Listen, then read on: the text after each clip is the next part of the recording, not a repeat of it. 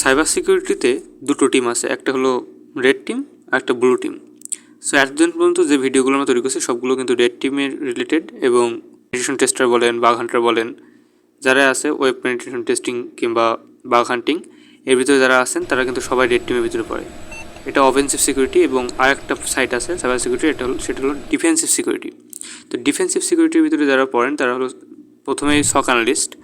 তো SOC analyst বা cyber security analyst আসলে কারা, এবং আপনি কীভাবে একজন SOC অ্যানালিস্ট হতে পারেন সম্পূর্ণ ফ্রিতে, এবং ভিডিওর একেবারে লাস্ট পর্যন্ত দেখতে থাকুন। এই ভিডিওতে আমরা ডিটেলসে কথা বলবো কী কী জানা থাকতে হবে, কোন কোন কোর্স আছে, কোন কোন ফ্রি কোর্সগুলো আপনি করতে পারেন ইন্টারনেট থেকে, এবং সেই কোর্সগুলো কোথা থেকে পাবেন, কোন কোন সার্টিফিকেশনগুলো কমপ্লিট করতে হবে, এবং আপনি একেবারে লাস্টে কোন কোন জবে আপনি অ্যাপ্লাই করতে পারেন।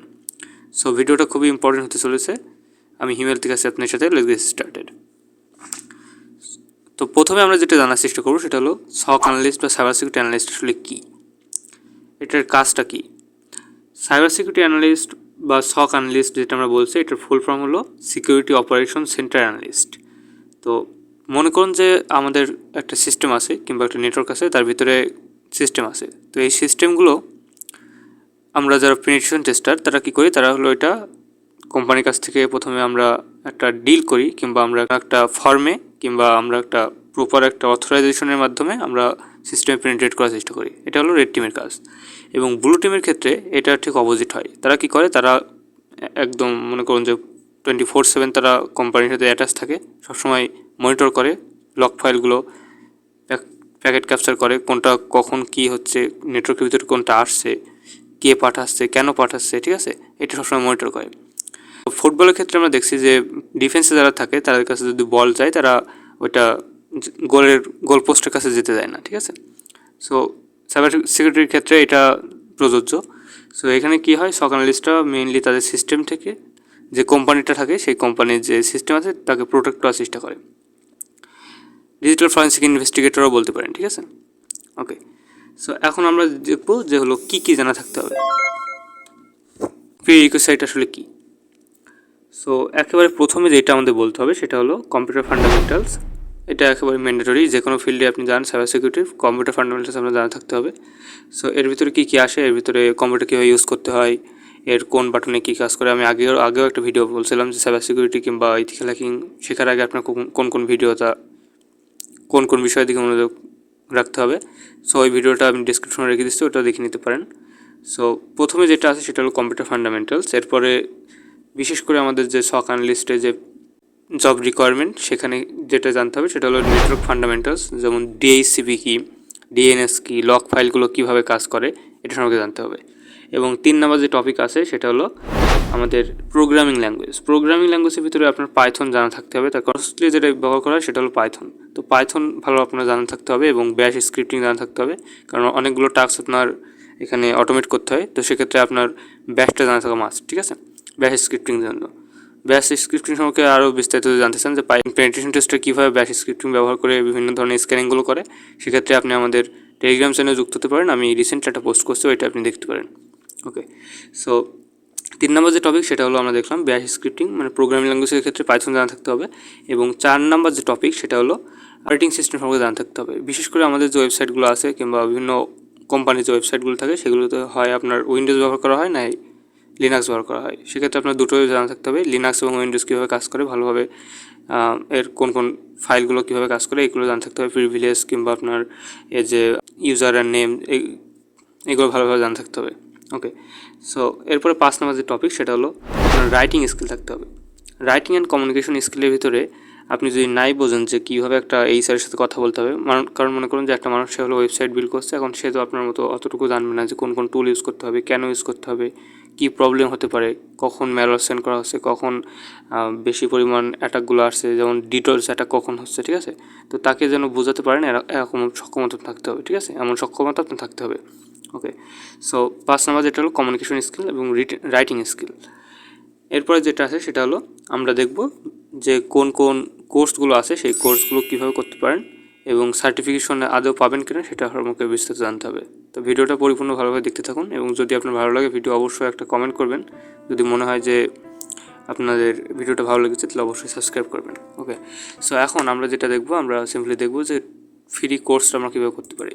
সো আমি এখানে একটা ওয়েবসাইট অন করছি, দেখতে পাচ্ছেন যে স্প্লাঙ্ক মেইনলি একটা ওয়েবসাইট, এদের আমেরিকান বেসড একটা কোম্পানি, এদের মেইনলি একটা টুল আছে স্প্লাঙ্ক নামে, এটা ব্যবহার করা হয় বিভিন্ন ধরনের SOC অ্যানালিস্ট এটা ব্যবহার করে। এটা সিম টুল, আমাদের যে ওয়েবসাইটগুলো আছে সেগুলোর অটোমেটিকলি এটা ডিটেক্ট করে যে কোন কোন ভালনারেবিলিটিগুলো আছে এবং কী কী রিপোর্টটা হতে পারে, ঠিক আছে, কী কী রিপোর্ট হতে পারে সেটা দেখার জন্য এটা ব্যবহার করা হয়। ওকে, সো স্প্লাঙ্ক এর এই যে সিম টুল, এটা আমরা মেইনলি ইউজ করে থাকি, SOC অ্যানালিস্টটা মেইনলি ইউজ করে থাকি, আরও অনেকগুলো টুল আছে, মানে মোস্টলি এটা ব্যবহার করা হয়। সো এটা ব্যবহার করার জন্য আপনাদের এর ফ্রি কোর্সটা এখান থেকে করতে পারেন, আমি লিঙ্কটা ডিসক্রিপশনে দিয়ে রাখবো।